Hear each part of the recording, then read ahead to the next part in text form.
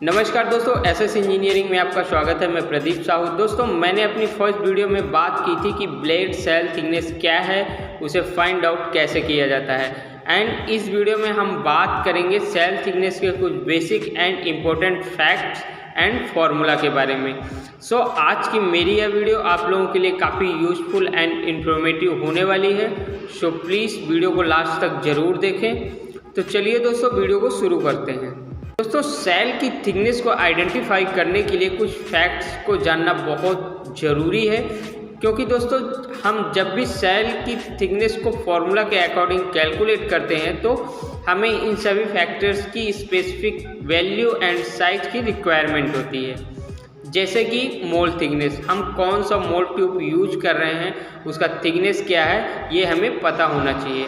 And water gap, यानी कि जो हमारे इनर केस और मोल्ड के बीच में गैप होता है, जिस एरिया में पानी चलता है मोल्ड को कूलिंग करने के लिए, उसे वाटर गैप कहा जाता है।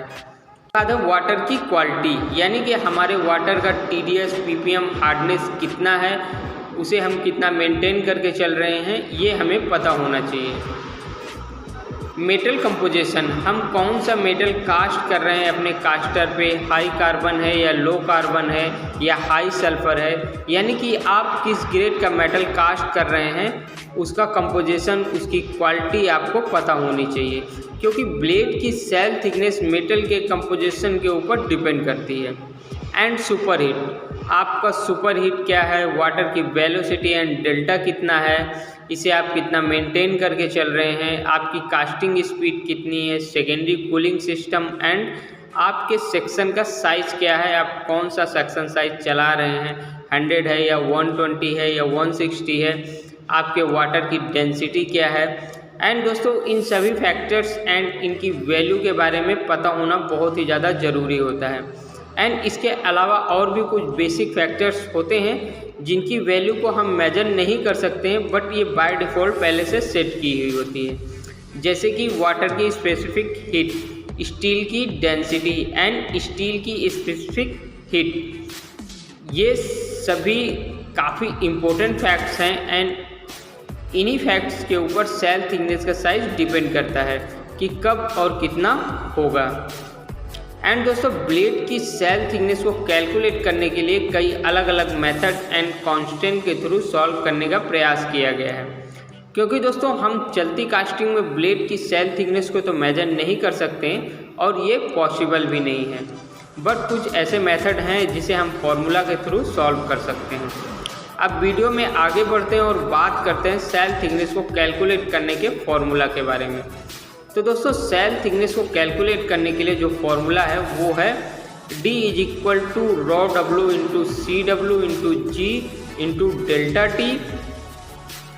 तो दोस्तों, जैसा कि आप लोग देख रहे हैं, ये सेल की थिकनेस को कैलकुलेट करने का फॉर्मूला है। एंड दोस्तों, फॉर्मूला थोड़ा सा लंबा है क्योंकि इसे 3 अलग अलग पार्ट में डिवाइड करके बनाया गया है। एंड इस वीडियो में हम स्टेप बाय स्टेप सॉल्व करेंगे। एंड सबसे पहले हम ये जान लेते हैं कि इस फॉर्मूला में ये जो सिंबल्स एंड कीवर्ड्स दिया गया है उसका क्या मतलब होता है। तो दोस्तों, जैसा कि आप लोग देख सकते हैं, फॉर्मूला में सबसे पहले D लिखा है, यानी कि सेल की थिकनेस, जिसे हम फॉर्मूला के थ्रू सॉल्व करने वाले हैं, यानी कि निकालने वाले हैं। एंड उसके बाद है ρW। दोस्तों, रो जो है वो डेंसिटी का सिंबल होता है एंड W मीन्स वाटर, यानी कि वाटर की डेंसिटी, जिसे ऑलरेडी बाय डिफ़ॉल्ट 1000 सेट किया गया है।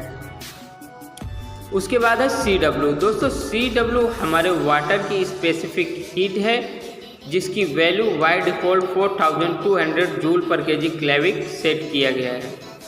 उसके बाद आप लोगों को ये जो कैपिटल में G लिखा हुआ दिख रहा है, ये flow rate of water cooling the mould, यानी कि मोल्ड को ठंडा करने वाले पानी के फ्लो रेट की वैल्यू है, जो कि क्यूबिक मीटर पर सेकेंड में आपको लेनी है।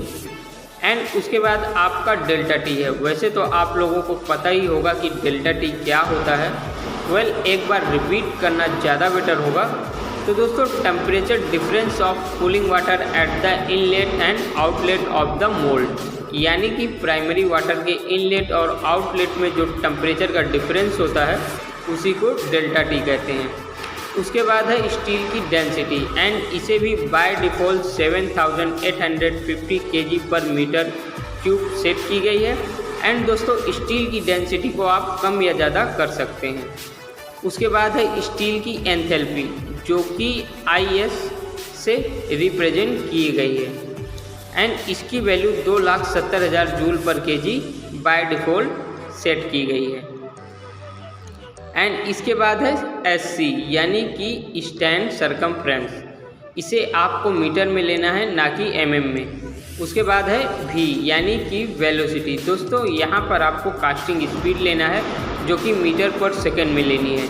उसके बाद A और B। दोस्तों A आपका dimension of the first mould wall and B dimension of the second mould wall, यानी कि मोल्ड की थिकनेस, आपके मोल्ड ट्यूब की मोटाई। उसके बाद लास्ट में है CS। दोस्तों CS स्टील की स्पेसिफिक हीट है जो कि 840 जूल पर केजी क्लेविक सेट किया गया है। हालांकि दोस्तों जैसा कि मैंने पहले ही आप लोगों को बताया है कि फॉर्मूला को 3 पार्ट में डिवाइड करके बनाया गया है। D, ρW, CW, G and delta T ये हमारा फर्स्ट पार्ट है और ρS, IS, SC ये हमारा दूसरा पार्ट है and A, B and CS ये आपका तीसरा पार्ट है। एंड दोस्तों सेकेंड पार्ट में बस इतना ही। थर्ड पार्ट में हम इनकी वैल्यू एंड कुछ एग्जांपल की मदद से स्टेप बाय स्टेप सॉल्व करेंगे और जानेंगे सेल थिकनेस कब और कितना बनता है। तो मिलते हैं नेक्स्ट वीडियो में, तब तक के लिए goodbye. Thanks for watching my video.